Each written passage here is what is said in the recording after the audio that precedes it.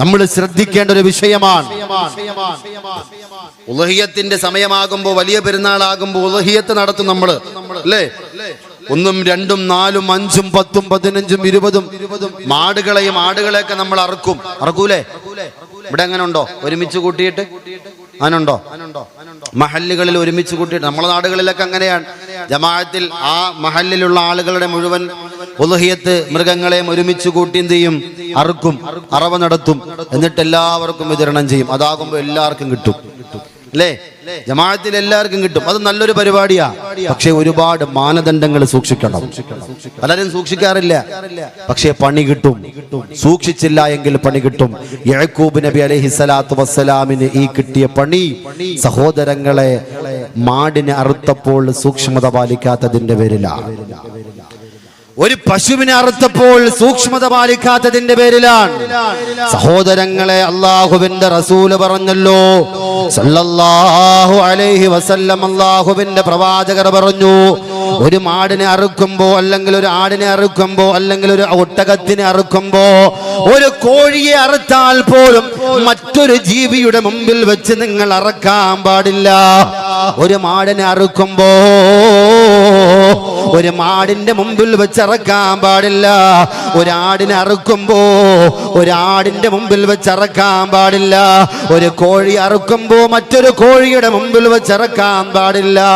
സഹോദരങ്ങളെ, യഅ്കൂബ് നബി അലൈഹിസ്സലാത്തു വസ്സലാം ഒരു പശുക്കിടാവിനെ അറക്കുമ്പോ, ഒരു പശുക്കിടാവിനെ അറുത്തപ്പോ അതിന്റെ തള്ളപ്പശു നോക്കി നിന്നുകൊണ്ട് കരഞ്ഞുപോയി.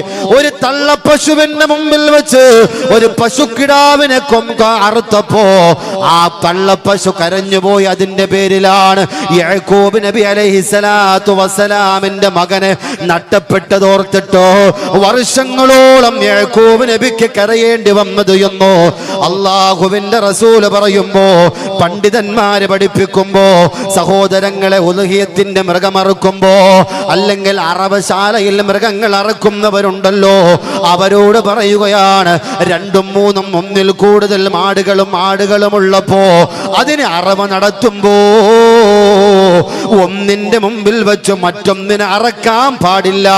അത് വല്ലാത്ത ഒരു അറവാണ്. കാരണം ആ അറവിനെ കാണുന്ന ആ മൃഗത്തിന്റെ പകുതി ജീവൻ തന്നെ ആ സമയത്ത് നഷ്ടപ്പെടുകയാണ്. അതിന്റെ രക്തത്തിന് തന്നെ വിളർച്ചകൾ സംഭവിക്കുകയാണ്. അതിന്റെ മാംസത്തിന് തന്നെ പകർച്ചകൾ സംഭവിക്കുകയാണ്. അത് വലിയ രോഗത്തിന് കാരണമാകാൻ സാധ്യതയുണ്ടോ എന്ന് പഠനങ്ങൾ പോലും തെളിയിക്കുമ്പോ, പരിശുദ്ധമായ ദീനുൽ ഇസ്ലാം ഒന്നിനെയും വെറുതെ പഠിപ്പിച്ചിട്ടില്ല. ഒരു കാര്യവും വെറുതെ പഠിപ്പിച്ചിട്ടില്ല. ഒരു കാര്യവും നിസാരമല്ല. ഒന്നിന്റെ മുമ്പിൽ വെച്ച് ഒന്നിനെ അറുത്താൽ എന്താ ഇപ്പൊ കുഴപ്പം?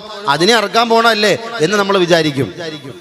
പക്ഷേ അതിന്റെ വർഗത്തിനെ നമ്മൾ അറക്കുമ്പോ, സഹോദരങ്ങളെ, അതിന്റെ പകുതി ജീവൻ പോകും.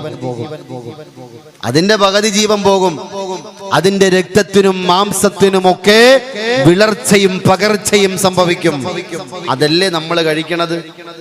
ആ വിളർച്ചയും പകർച്ചയും സംഭവിച്ചത്, അത് കഴിക്കുമ്പോൾ നമുക്ക് മാരകമായ രോഗങ്ങൾ ഉണ്ടാകാൻ സാധ്യതയുണ്ട്. അല്ലാഹു കാത്ത് രക്ഷിക്കട്ടെ. അതുകൊണ്ട് ഈ കാര്യം പ്രത്യേകം നിങ്ങൾ ശ്രദ്ധിക്കണം. അല്ലാഹു തൗഫീഖ് നൽകട്ടെ.